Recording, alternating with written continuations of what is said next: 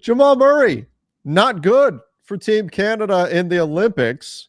Um, Bad. Apparently, all you have to do is put a Lakers jersey on the team across from him, and then he's otherworldly. That was the problem with Jamal Murray in the Olympics. But man, Keith, I'll tell you what, even Lakers jokes aside, he looked like he lacked confidence to me when I saw him on the floor for Canada. Like he Yeah. looked unsure of his role, unsure of where his shots were going to be coming from, his movements, his actions.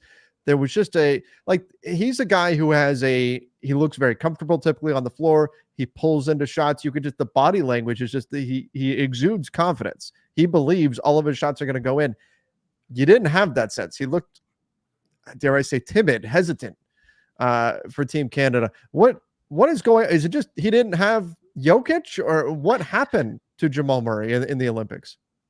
Yeah, I don't know. I mean, if this was like a year or two ago, I would say, well, he's coming back from injury. He's maybe not fully where he needs to be, but he's not. And I get like they were being very cautious with him and the ramp up to the Olympics and all that. Mm-hmm. But we're just in a weird spot with Jamal Murray where it is, why? Why were we so cautious with him? This guy, he played all of last season. I know he missed some time, but he played through last year, played into the playoffs, didn't miss any time in the playoffs.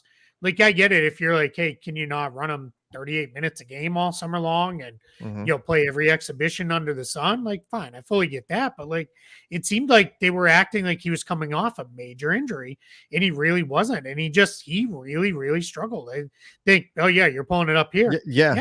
I mean, look at 5 this. points per game. Yeah.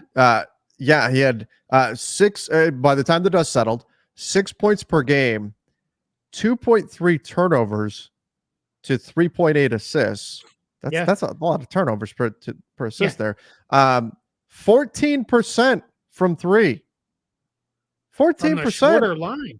Yeah. 29% from the field. Now, it's a 4-game sample size here. We're just pulling from their Olympic games, but still, this was shocking to see how poorly he performed in this, especially when you look up and you see SGA, 21 points on 54% shooting from the field, 4.3 rebounds, 4 assists. I mean, he did what SGA does, right? Yeah, he was RJ Barrett. Yeah. Yep. Yeah, RJ Barrett, 20 points, 44% from 3. Like RJ Barrett did RJ Barrett things. Dylan Brooks did not shoot well in their final game, but shot 46% from 3. Like he did kind of Dylan Brooks things, right? But Jamal Murray, he looked like a shell of himself. And so I hopefully for Denver, who've already had, I think, a rough offseason losing Kentavious Caldwell-Pope, hopefully this is not a sign of things to come. I wouldn't predict that it is, but you got to at least be a little bit worried after seeing this, because I was not expecting this out of Jamal Murray. So that's where I wanted to go with this. So, all right, you could just throw away the Olympics if you wanted to. And that's fine. You could say it's 4 games, weird situation, not playing with Jokic, playing with another ball dominant guard and a bunch of wings who wanted to shoot the ball too. Odd situation, right? And I would be perfectly willing to say, sure, no problem. Here's the issue. Last year in the playoffs, Jamal Murray, now he averaged 20.6 points per game, but he averaged less rebounds and less assists than when they made it to the NBA Finals and won the title the year before. And I know for Lakers fans, they're going to be like, yeah, right, he made every shot against us. He did. Even though it may have felt that way, it did. He did not. He did not shoot well in that series until the final game. This was his shooting lines in the first 4 games: 9 of 24, 9 of 24, 8 of 21, 9 of 23. And then it was that final game he went 13 of 28 and 5 of 10 from 3. Now he made all the big shots. Like, I get that part of it. But overall in the playoffs, then it got only very little bit better against Minnesota. Now he put points up in like game 7. He had 35 points, 48% shooting in that game, really played well. He had 24 points in another game, but he had a game where he scored 8 points on 3 of 18 shooting. Had a game 6, 10 points on 4 of 18 shooting. For the playoffs as a whole last year, in 12 games, he hit only 40% of his shots and 31.5% from 3. So now our last 2 tastes of Jamal Murray are really poor playoffs and then a really poor summer in the Olympics. If I'm the Denver Nuggets, there was all this, it was weird, right? That they were like, yeah, go focus on the Olympics. Why would Jamal Murray be like, hey, wait a minute, I've already gotten hurt majorly once. Let's lock in my extension, then I'll go focus on the Olympics. I wonder if the Nuggets are like, hey, we don't know about a full max. We don't know if we want to go there. Let's have a conversation about that. And maybe that's what's held things up. I'm not reporting that. I don't know that to be true. Maybe I'm imagining things, and it really is as simple as, hey, go play. We'll sign your max when you get back. But I got to wonder if the Nuggets are wondering, man, we're going to have him on a max, Jokic on a max. That one's a no-brainer, obviously. Sure. We're going to have MPJ on a max. We're going to have Aaron Gordon needs a new big contract extension here pretty soon. We're already, at least to some extent, like, not super thrilled with where our cap sheet was anyway. We let Kentavious Caldwell-Pope go. What is that going to look like for the Nuggets? Thank you very much. Yeah. That's just, you're starting to lock into an awful lot of money if you drop another 40 to 50 million on Jamal Murray on his next contract too. And this is, I think, we've spent a lot of time talking about the repercussions of the new collective bargaining agreement. I think this is one of them, where we used to be in an NBA where, and this was to the ire of some fans, even though you and I both cautioned many times that not all maxes are the same, but you would hear player X, Y, and Z all get max contracts. This guy gets guy's a fringe all-star, max contract, right? I don't think you can do that anymore. I think now, in terms of roster building in the NBA, with obviously some exceptions, like the Celtics are going to pay to keep their team together because they just won. That's sure the way it's going to work. But in general, I think now you can have maybe two maxes on a team, and those two maxes have to be top tier, clear cut. These are true max level players, not just they're really good guys that we don't want to lose for nothing. And that's part of, going back into the Brandon Ingram conversation. Part of the thing is I look at Brandon Ingram and think, well, he wants this big near, max or very, very near max contract. But realistically, if you want to contend, he probably needs to be like your third best player. And you probably, under the new CBA, you probably can't give your third best player a max contract. And so that's part of the reason why Ingram is still with the Pelicans. Maybe we start to approach that territory with Jamal Murray, where it's like, look, if you want a max, we're going to have to sacrifice some of the depth. And he's not of that level, or perhaps, based on what we're seeing now this summer, where you can say, hey, as long as we have Jokic and Murray, we're good. If it was a prime LeBron, say, and Jokic, you could go, oh, of course, give them a max. Who cares who's around them, right? We can make this work. And off we go.